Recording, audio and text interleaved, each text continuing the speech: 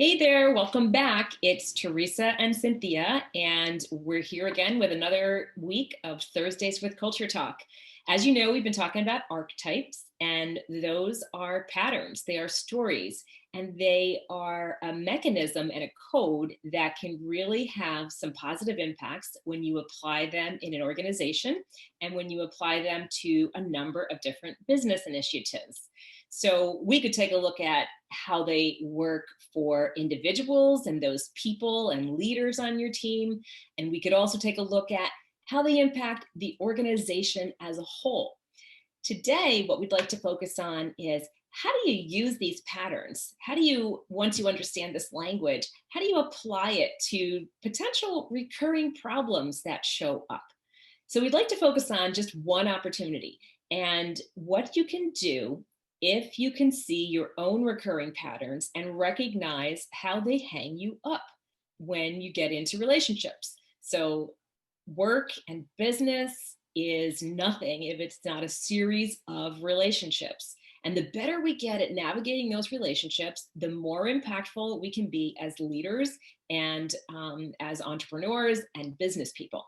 So learning how to navigate, the highs and lows and the potential shadow sides of your own personality give you an enormous insight into how to be more successful.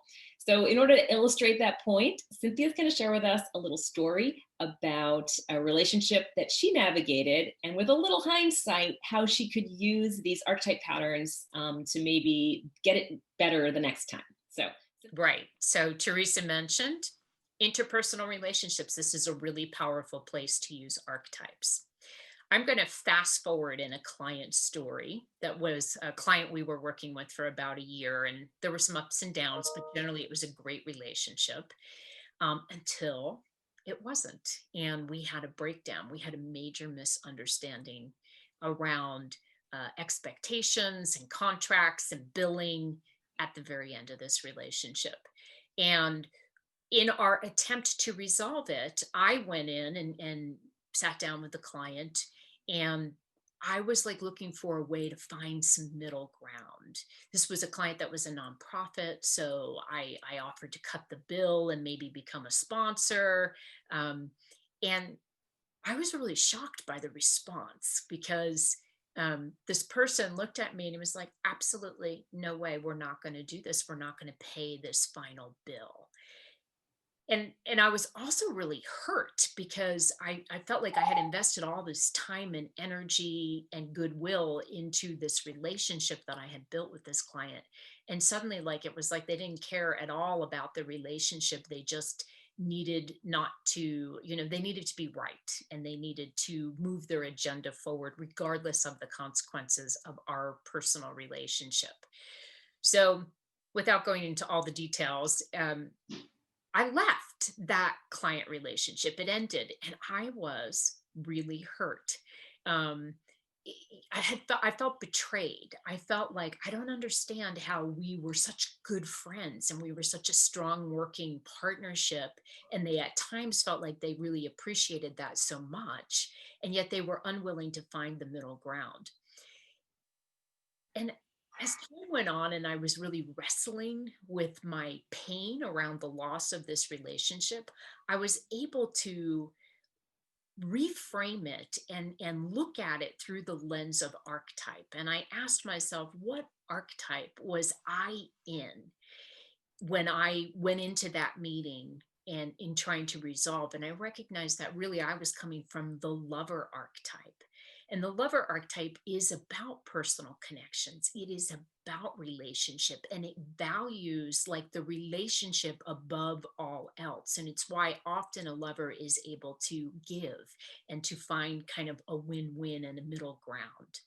But if I had to put that client, if I looked at them and said, what do I think, where were they from an archetype perspective? I think maybe they had high ruler as an archetype. They were orchestrating a huge redo of a business. And the work we were doing was sort of one piece of that. And I think when push came to shove, it wasn't about the relationship for them. It was about what they were trying to accomplish and their need to kind of draw a line and have some black and white things. And I think that in hindsight, I stopped feeling so hurt when I recognized that that breakdown wasn't about, um, you know, them being mean or them being uncaring, but really that the lens that they were coming from was just much more black and white, and perhaps in that ruler category versus where I was in that lover category. And that really helped me. It really helped me kind of get okay with what happened. And it also gave me a little bit of new perspective going forward in terms of how, when is that lover over, that ability to over compensate in a relationship? When is that sort of putting me in harm's way in a client's relationship? So just a little piece.